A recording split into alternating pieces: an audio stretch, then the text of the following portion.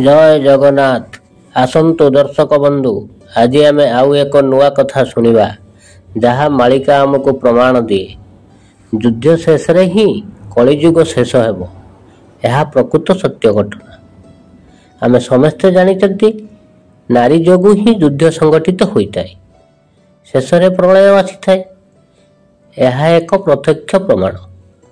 पाश्चात्य जगतर नारी मानक लक्ष्य करी आजिर नारी माने समस्ते उद्विग्ना होई रंगीन स्वप्न देखि चली। स्त्री लोक माने ओढ़ना त्याग करी जानू यौवन रूप देखाई एवं पेट बाहर को देई केश मुकुला करी बाहर बुलुचंती।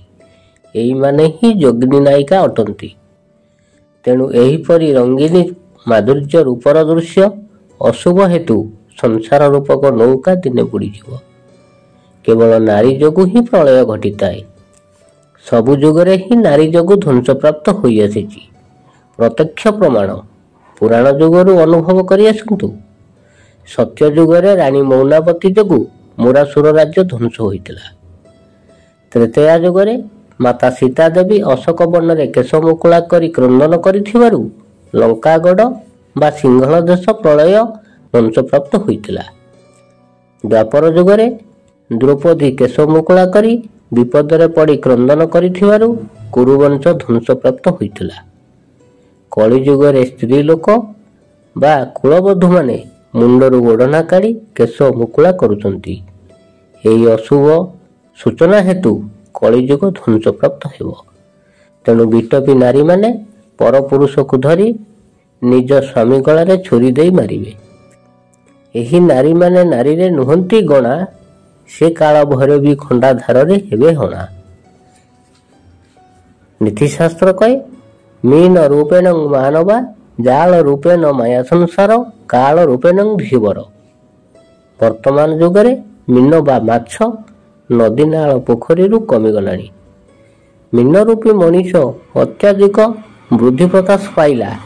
जेपरी दलई बा कैवर्त जाल पकाई माछ को धरी मारी खाउचंती, सेहीपरि काल रूपी धीवर मीन रूपी नर नारी को प्रलय रे ध्वंस प्राप्ति करिवो। जोगिनी रूप धरी रक्त पीबे। मीन रूपी जल, काल रूपी पवन, काल रूपी अग्नि, जल पवन अग्नि घेनी ए देह ए तीन मिसी करंती प्रलय। विशेष करी एई पंचभूत माने मिसी महाप्रलय विस्तार करी जुग को जुग ध्वंस प्राप्त करिथांती। सबु जुगरे युद्ध लगी रही अछि, किंतु युद्ध नहले जुग प्रलय हेब नहीं। सेथिपाई जुग अवतार रे प्रभु आविर्भाव होइचंती। सत्य जुगरे धर्म युद्ध होइतला। तृतीय जुगरे तांत्रिक युद्ध होइतला। द्वापर जुगरे राजनैतिक युद्ध होइतला। कलि जुगरे हिंसाकांड युद्ध हेबाकु जाउछि। सत्य जुगरे मुरासुर दैत्य एवं भगवान नरसिंहकर सहित युद्ध लगितिला। तृतीय जुगरे राम और रावणकर युद्ध लगितिला। द्वापर जुगरे पांडव और कुरुमानक सहित युद्ध लगितिला। किंतु कलि जुगरे प्रकृति सहित प्रकृतिर युद्ध लागिवो। भारतर हिंदुस्तान और पाकिस्तान मध्य महान युद्ध संगठित हेब।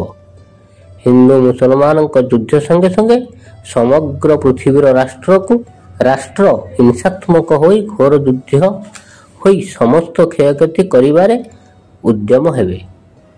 तापरे ध्वंस प्राप्ति हेब। ध्वंस परे महाप्रलय घटी आसिबो। आगकु युद्ध करिबा पई प्रस्तुत होई गलेनी।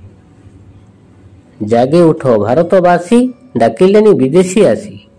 एहिपरि भावरे प्रलय हेबो बोली मालिका आमर प्रमाण दिए।